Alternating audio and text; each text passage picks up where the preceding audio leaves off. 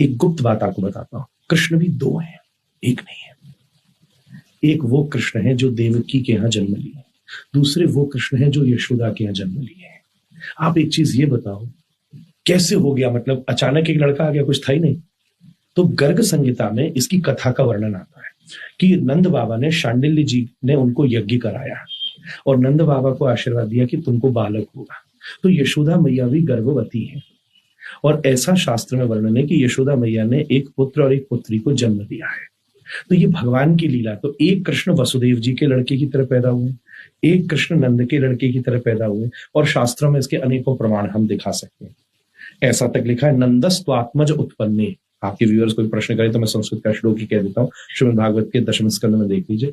आत्मज शब्द का प्रयोग पुत्र के लिए होता है, अडॉप्टेड सन के लिए नहीं होता, जिसको बर्थ दिया। आत्मज, आत्मा वही जायते पुत्र।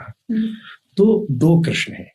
अगर ये रहस्य सबको नहीं पता रहते तो, और इसको जानने के लिए थोड़ा सा भक्त भी बनना पड़ता है, क्योंकि ये मेटाफर्स है, ये बहुत एक प्रकार से ईश्वरीय लीला है, इंसान की लीला नहीं, भगवान की लीला है।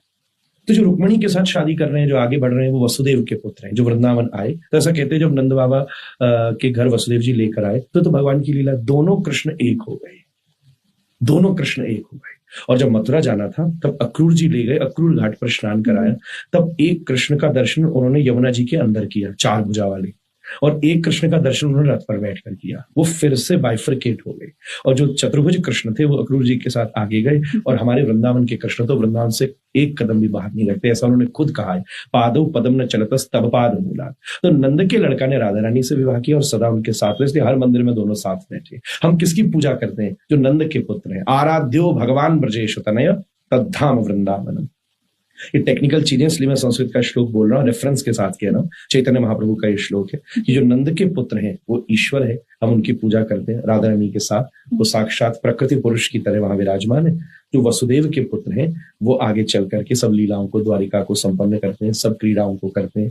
पर ये दो हो जाए या ये 2000 हो जाए, राम और कृष्ण भी तो वही है, शिव भी तो, तत्वतः वो सब एक ही चीज है। तत्व तो सब एक ही है, पर लीलातः, घटनातः, संबंधतः वो फिर भी अलग अलग है। तो आपके पास दोनों होने चाहिए। मेरी दृष्टि में आंसू का नाम राधा है क्योंकि वो धारा है, और प्रसन्नता का नाम कृष्ण है। चेहरे की मुस्कुराहट ही कृष्ण है और आंखों का अश्रु ही राधा है।